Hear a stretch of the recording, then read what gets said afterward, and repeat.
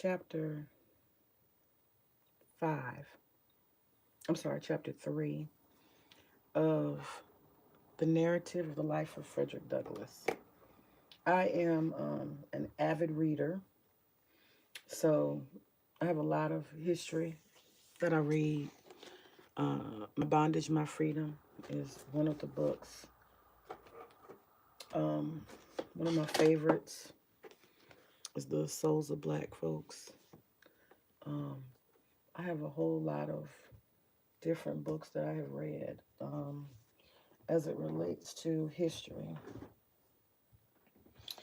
This is one of my favorite books. This really worth a read. It's called White Trash, The 400-Year Untold History of Class in America. I did give a copy of this to my dad. We share books. We share ideas for books. I read a lot of stuff. And so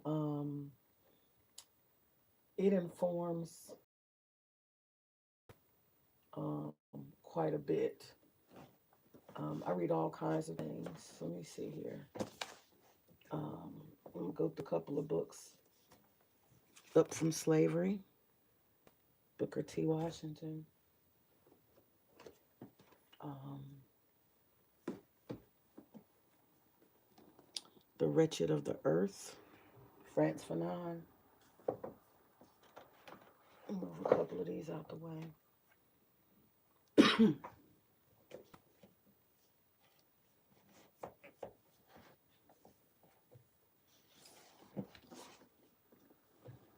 1001 Things Everyone Should Know About African American History. Pull a couple more. I have read some very radical things as well. I've got these books in Cuba, Australian press. You get a different take. Fidel Castro, War, Racism, and Economic Justice.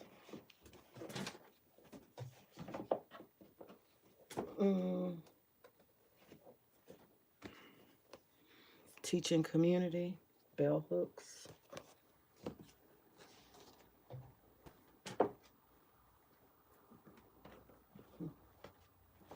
I know y'all gonna be like, this chick is really radical in her reading. I read everything, baby. I read everything. Capitalism in Crisis, Fidel Castro. Fidel and Religion. Y'all wonder why I keep going to Cuba. Chavez in Venezuela. Fidel, My Early Years. Y'all understand why I go to Cuba a lot. Sister Outsider, Audre Lorde. Angela Davis, Culture, Women, Culture, and Politics. Handful more. I'm not going to tell you why I know this book well. Angela Davis, Are Prisons Obsolete? There's some history with me in that book and Angela Davis. Uh-oh, about to knock stuff over, man. Cornel West, Democracy Matters. The Amira Baraka Reader. This is just one little small shelf. And W.E.B. Du Bois. Okay. Love this man. Love this man. All right, so that's just a handful of books. Give you a sampling. Oh gosh, I gotta put them all back. Okay, let me see if I can do this without making a mess. And then I got my Donald Goins collection. Got my Donald Goins collection. Let's see if I can show y'all. Yeah, I read this shit. Donald Goins. That's Inner City Hoodlum. White Man's Justice. Black Man's Grief. And Death List. Okay, so anyway, let me put all these books up. Then I'm gonna get to my books up so I can wound books. Clean up, clean up. And I'm gonna get to this. What else do I have? I got a lot of metaphysical stuff. What's that back there? What is this? And then on my tour, I studied Harlem. Oh, yeah. Soulfire. Young black men on love and violence. Mm-hmm. I read a lot of stuff. I'm going to read something from this. This is Langston Hughes, Selected Poems. Oh, I've memorized this and Maya Angelou, almost the whole goddamn book. I wanted to share a couple of more books that I really love. I am a fan of bell hooks. I cannot lie. Not lie. So might as well go over those. Talking Back, Thinking Feminist, Thinking Black, bell hooks. I'm Still Here, Black Dignity in a World Made for Whiteness. This book, woo. Between this book and W.E.B. Du Bois, baby. Sisters of the Yam, love this book. Very insightful book. Bell hooks, all about love. Good book. Rock My Soul, Black People and Self-Esteem, bell hooks. So I've got quite a collection here, my dears. Some of this stuff I read over and over and over again. I have a homemaking section in my library. I've got spirituality, yoga, transcendentalist meditation. I've got all kind of stuff. I got a whole bunch of travel books I have worn out. Yeah, I got a lot of stuff. Anyway, I'm a fucking nerd, okay? Shoot me. I'm a fucking nerd. Anyhow, those are some of my books. Let me see here. I'm going to read some poetry. That's the kind of shit I want to do on a Sunday morning. Oh, wow. Which one do I want to read? I love poetry.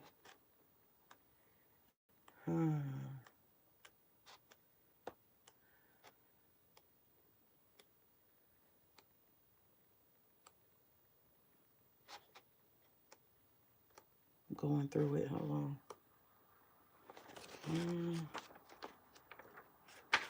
What's that one? Not that.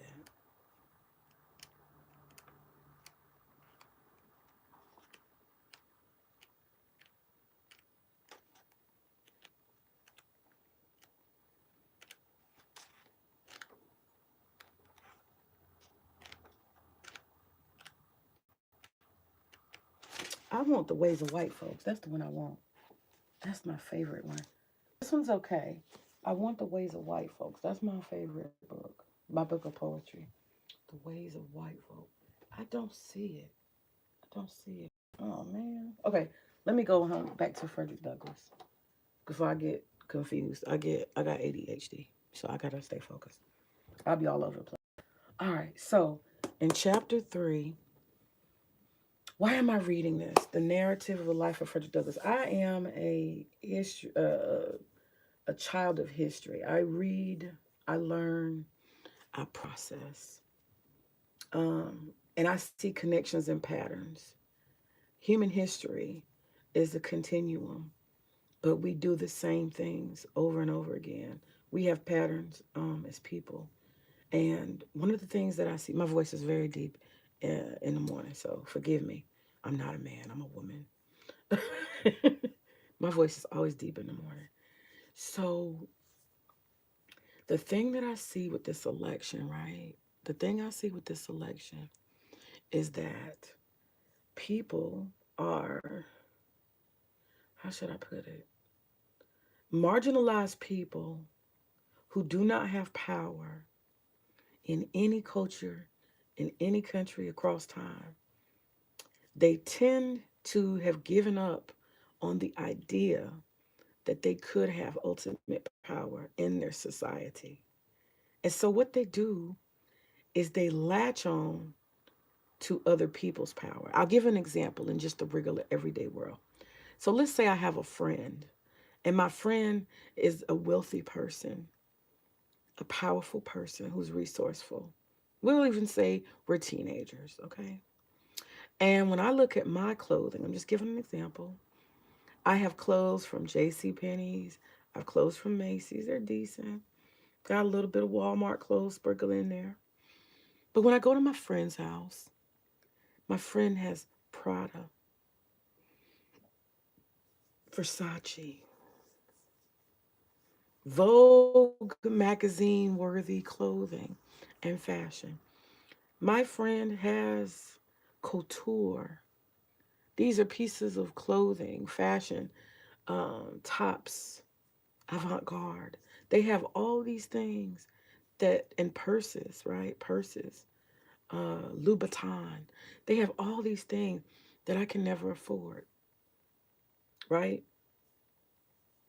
$5,000 jacket, $4,000 scarf, $8,000 glasses, $10,000 pocketbooks. Follow me.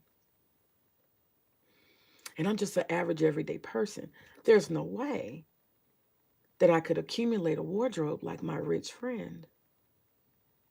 Because what my friend and her lineage have done to be able to, the power, the ability over time that these folk have been able to access, it's just me. And what sits before me is a whole closet of couture. Perhaps thousands and thousands of dollars. And we middle class, so we don't prioritize a $10,000 pocketbook, nor could we afford it. We'd pay our mortgage down if we could, right? Our parents would. Give an example. So I'll say I'm 18, 19, and I have this friend who has these couture clothing, these Vogue magazine worthy pieces. So what do I do as a friend? I say, can I try on your nice things? Can I put it on? I put my arm in it. I stuff my foot in the shoe. I put on the glasses and I swing the scarf around my neck. I get to try on your clothing. I get to be, I get to have an experience vicariously through you. Now, when I try these clothing on, it's understood. The most I can do is fake and floss in it, right? The most I can do is take me a photo and try to remember the moment of me wearing a $5,000 shirt and $10,000 purse and all these things. I can have that moment if that friend would allow me. I can have it, okay? But it's not actually mine. I'm clear on that. The friend is clear on that. It's not mine. And I cannot wrest it from my friend. It is not mine. This couture closet of thousands and thousands of things that cost money, money, money, money, money, money. The most I can do is costume, try it on, and try to imagine what it feels like to have and own it. But I know, and my friend knows, that it is not mine. It is not mine to have, not mine to keep. And likely, unless something extraordinary happens to me, I will never have such an experience of ownership. This is how we get here.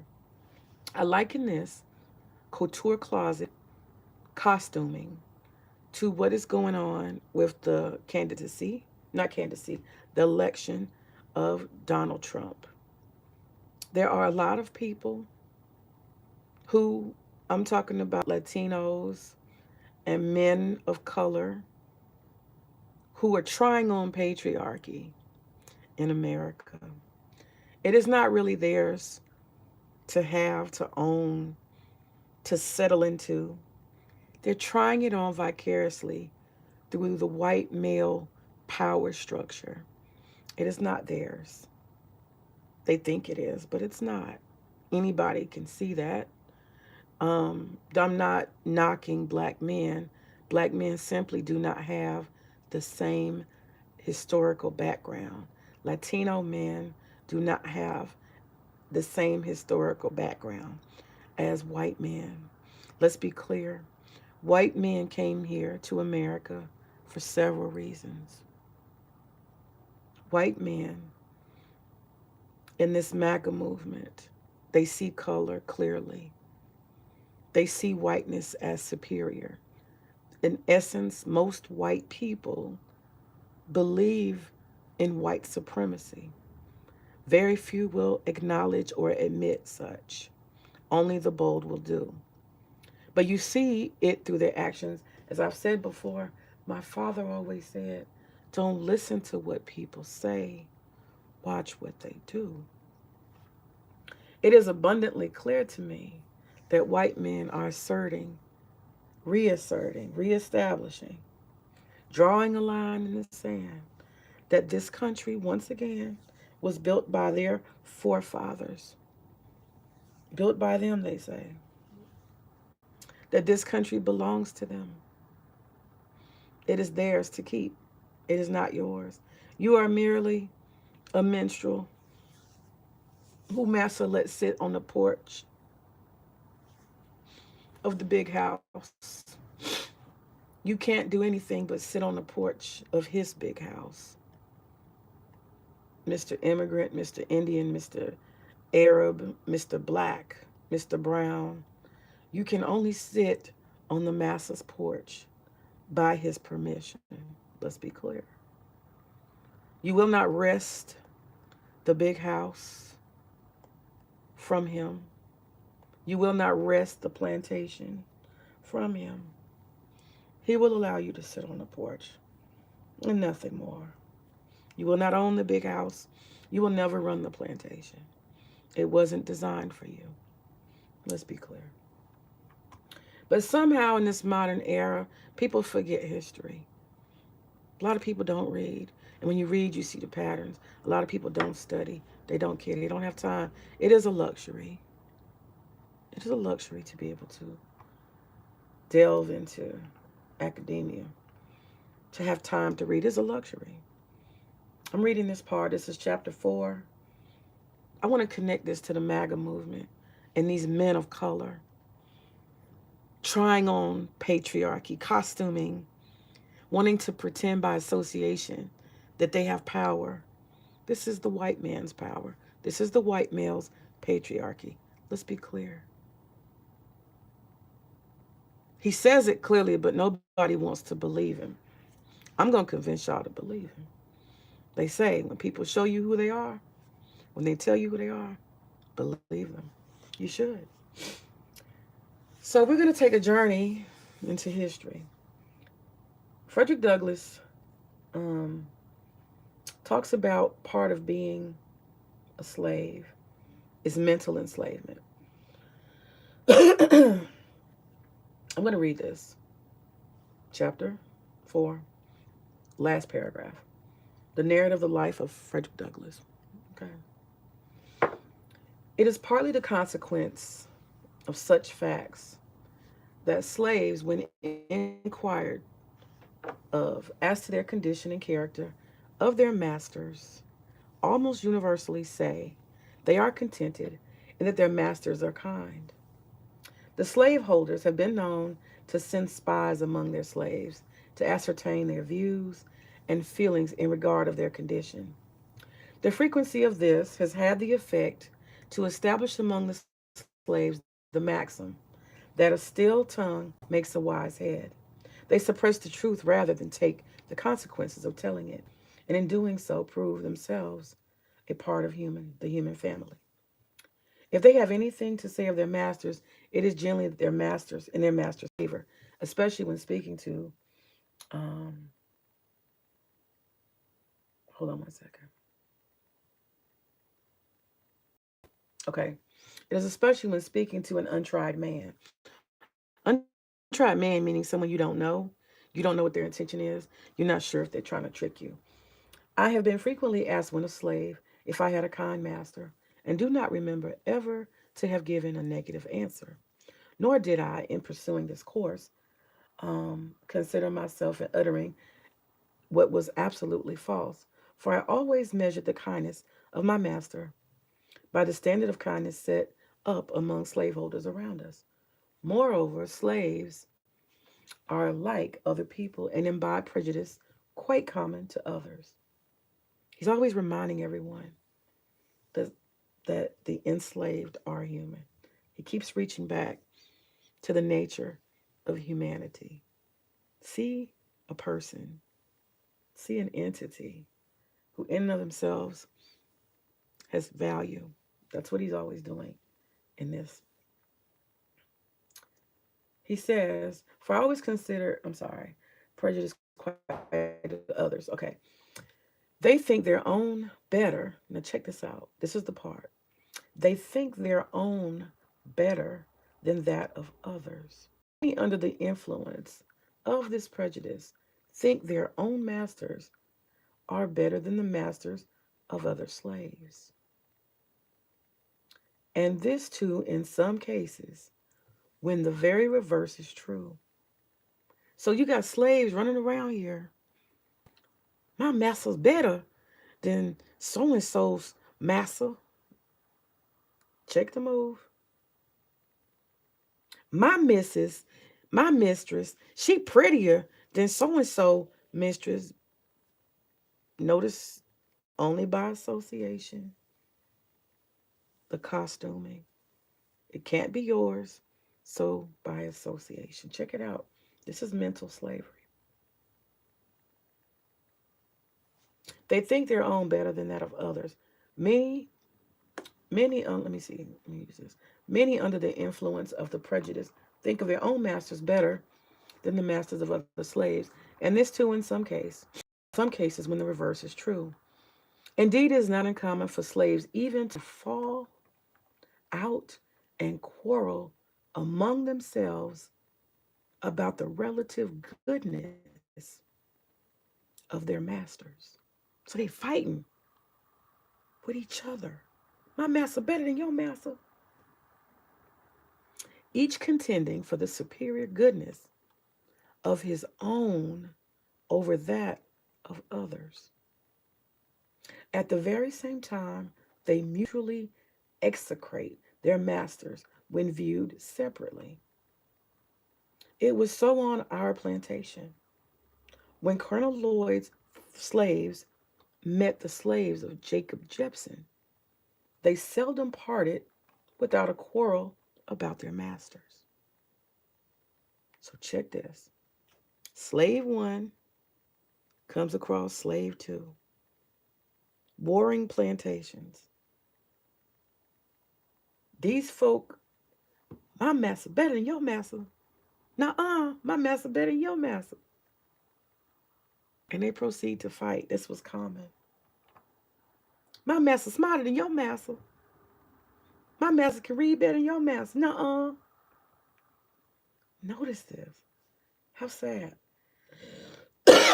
Colonel Lloyd's slaves contending that he was the richest. And Mr. Jepson's slaves that he was the smartest and the most of a man. Colonel Lloyd's slaves would boast his ability to buy and sell Jacob Jepson. Mr. Jepson's slave would boast his ability to whip Colonel Lloyd. My master can whip your master. This shit's crazy. These quarrels would almost always end in a fight between the parties, and those that whipped were supposed to have gained the point at the issue. They seemed to think that the greatness of their masters was transferable to themselves. Man, history's fucking funny. Let me read that again. They seemed to think the greatness of their masters was transferable to themselves. Boy, boy, MAGA. Let me see it one more time. They seemed to think the greatness of the masters was transferable to themselves. I have to laugh, y'all. This shit is funny. It was considered as being bad enough to be a slave, but to be a poor man's slave was deemed as a disgrace indeed. God damn. Boy, I tell you, man, it be so much shit that's hidden in history and books. Deep shit, man. Deep shit. And you can relate it. So when I started hearing all these Negroes going back and forth, my Democrat, my Republican, I'm like, y'all know what? It again. They seemed to think the greatness of their masters was transferable to themselves. It was considered bad enough to be a slave, but to be a poor man's slave was deemed a disgrace indeed. All these Negroes running around here. Oh, my this, my candidate, again. The greatness of the master is not transferable to you. Get a fucking clue. Black male Democrats don't have any more power than the conservative black man. They don't. You're still a slave, baby. That power, that white male patriarchy, it does not transfer to you. Mr. Latino man, you're still an immigrant, a second class citizen. That power, that white male patriarchy, white skin, it's not transferable to you. And some people say, oh, there's no such thing as race. There's such thing as history and culture, which are tied to what has happened. And it will move into the future. You cannot erase history. You cannot erase an ethnicity. You cannot erase your physical traits and the common ties that bind. You can't erase any of that. You can pretend, but the rest of the world is not pretending. And thus lies the problem. Post racialism is a utopian dream. The history of America tells us that race is essential to its existence. Let me say that again. Race is essential to the existence of America. All right.